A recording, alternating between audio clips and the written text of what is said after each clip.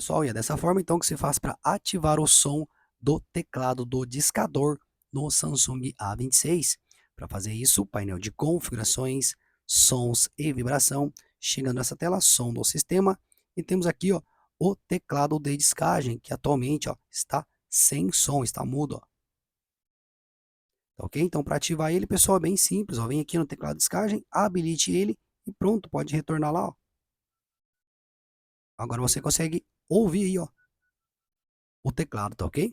Bom, pessoal, tá na tela final, vai aparecer alguns vídeos, talvez possa lhe interessar. Espero também ter te ajudado de alguma forma e até a próxima. Tchau, tchau.